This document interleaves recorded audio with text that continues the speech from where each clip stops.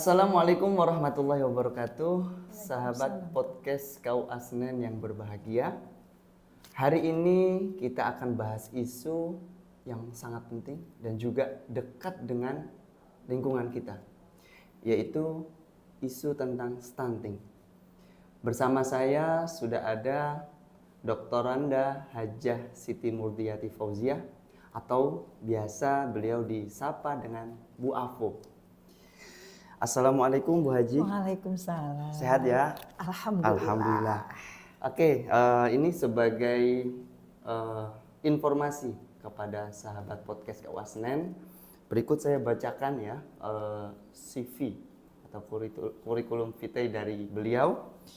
Beliau ini tercatat sebagai salah satu penyuluh agama Islam Kementerian Agama Kota Jakarta Pusat yang ditugaskan di KUA Kecamatan Senen. Juga beliau sebagai finalis di tahun 2024, finalis DKI Membawa Tabungan Berkah. Selain itu juga salah satu prestasi beliau adalah sebagai penyuluh nasional terbaik juara ketiga di tahun 2019. Dan juga beliau aktif di beberapa organisasi di MUI, juga di organisasi-organisasi keagamaan sosial lainnya. Untuk itu, mari kita gali isu tentang stunting ini dengan beliau. Apa kaitannya stunting dengan agama? Kemudian apa peran dari ustadz, ustazah, dai, daiyah untuk menuntaskan, paling tidak mencegah dari kasus stunting yang ada di Indonesia ini. Sebelum kita mulai, berikut akan saya perlihatkan atau saya sampaikan ada data terkait stunting yang ada di Indonesia, yaitu di 5 tahun terakhir ini alhamdulillah sudah ada penurunan stunting. Di tahun 2019 27,7%, dan di tahun terakhir kemarin yaitu 2024 prevalensinya menurun 19,8. Tetapi angka ini sebetulnya masih tinggi juga gitu ya Bu Haji ya. Jadi bagaimana kita sebagai penyuluh agama, sebagai dai daiyah, ustadz ustazah, guru agama yang bersinggungan langsung dengan masyarakat, mari kita bahas supaya lebih tuntas. Bu Haji, sebelum kita masuk ke yang lebih inti, jadi untuk memberikan insight dulu, memberikan wawasan dulu tentang stunting, apa sih stunting itu? Oke, rasanya kita sering dengar ya, tapi terkadang orang suka salah memposisikan antara anak yang pendek, begitu, dan anak yang memang dia disebut stunting. Jadi sebenarnya stunting itu kondisi gagal tumbuh pada balita. Itu underline-nya kondisi gagal tumbuh pada balita karena kekurangan gizi yang kronis. Dan rentang waktunya itu juga jelas terukur, yaitu pada 1000 hari pertama kehidupan. Jadi bisa kita lihat dari persiapan dia hamilnya sampai dengan usia 2 tahun. Nah, di situ kita lihat stunting itu tadi gagal tumbuh gitu ya. Oh, jadi stunting itu tidak ketika sudah lahir, bahkan sebelum kelahiran pun harus diperhatikan. Itu bisa dicegah gitu ya. Kasus stunting ini bisa dicegah. Selanjutnya tentu kasus ini ada penyebab bagaimana itu bisa terjadi. Kalau menurut Bu Haji bagaimana nih penyebab utama stunting yang ada di masyarakat itu? Oke, jadi karena ini juga membahayakan ya. Pertama, masa depan anak itu kalau dia terkena stunting lumayan, kecerdasannya terganggu, kognitifnya tadi, kemudian tumbuhnya tidak tinggi, dan yang terkadang itu mengurangi rasa percaya diri. Nah, berarti ini memang harus kita cegah, Pak Rizkon, harus dicegah. Maka Kalau kita lihat ke belakang, bagaimana seorang ibu hamil harus mempersiapkan dirinya sebaik mungkin. Jadi yang pertama sekali adalah gizi buruk sejak kehamilan. Maka tadi Pak Aris kan bilang kan, berarti bisa dicegah nih, kan gitu ya. Nah itu yang pertama. Ternyata gizi buruk sejak kehamilan itu mempengaruhi. Kemudian juga pola makan baik ibu hamil maupun nanti ketika anak sudah lahir, itu ibu harus tahu tentang pola makan yang baik apa. Ketika dia hamil, pola makan dia sendiri bagaimana, dan ketika anaknya sudah lahir, pola makan yang diberikan kepada anak dia pun dia paham. Kemudian juga ASI eksklusif otomatis tuh ya. Itu penting bagi seorang ibu memberikan di 6 bulan pertama anaknya melahirkan.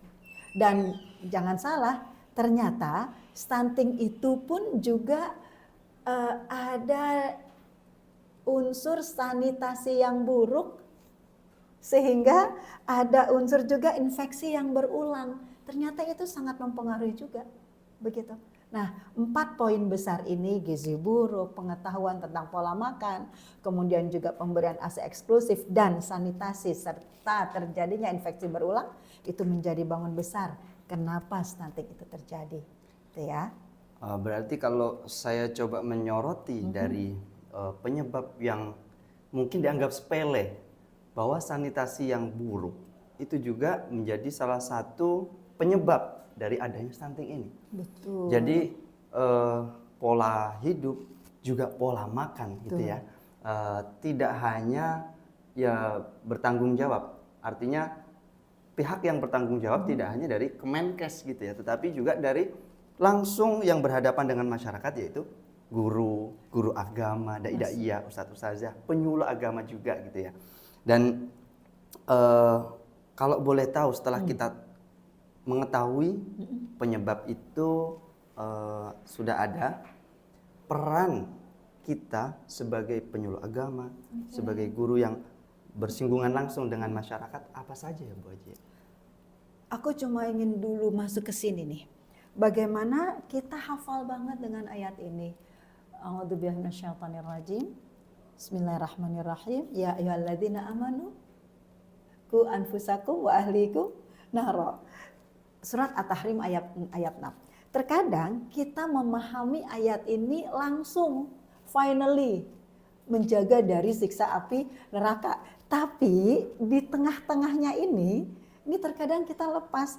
Bagaimana kiranya anak yang stunting lalu dia tidak percaya diri, begitu, kemudian bisa mengambil langkah yang salah dalam kehidupan, tentunya akan berpengaruh di endingnya.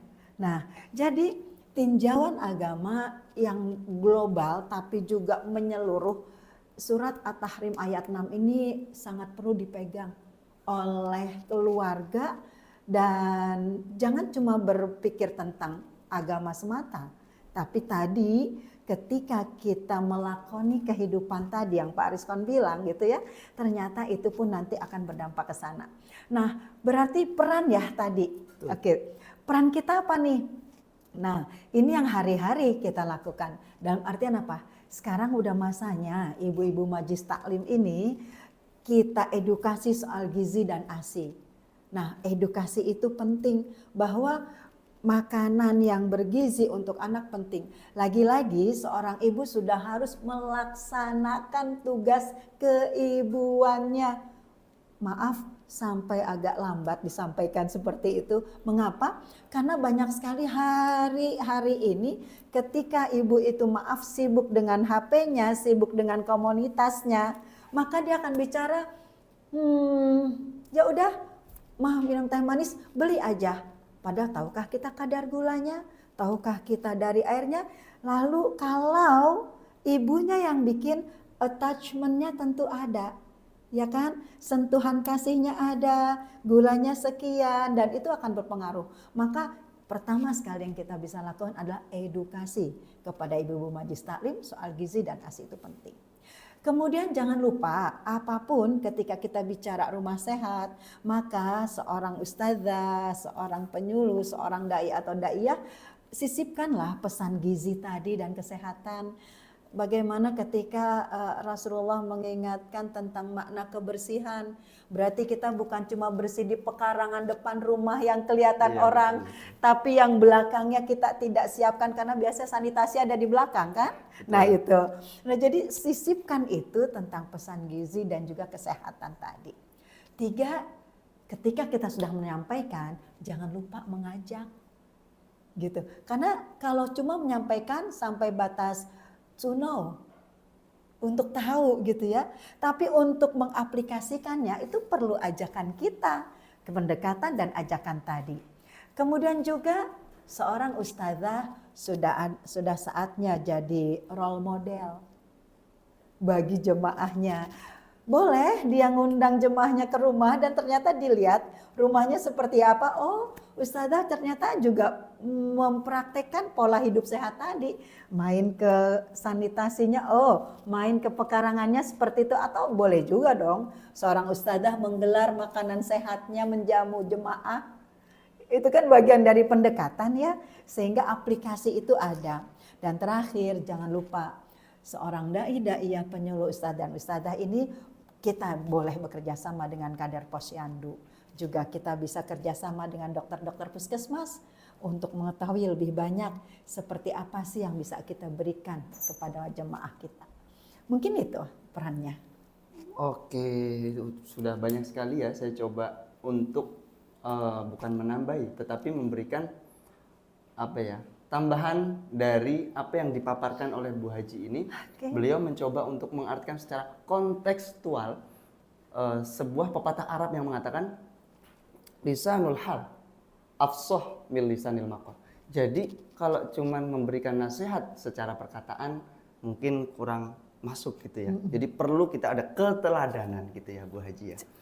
Nah, selanjutnya dari mungkin awal sampai sekarang ini kita membahas peran seorang ibu. Mungkin memang garis besarnya kita sedang membahas itu.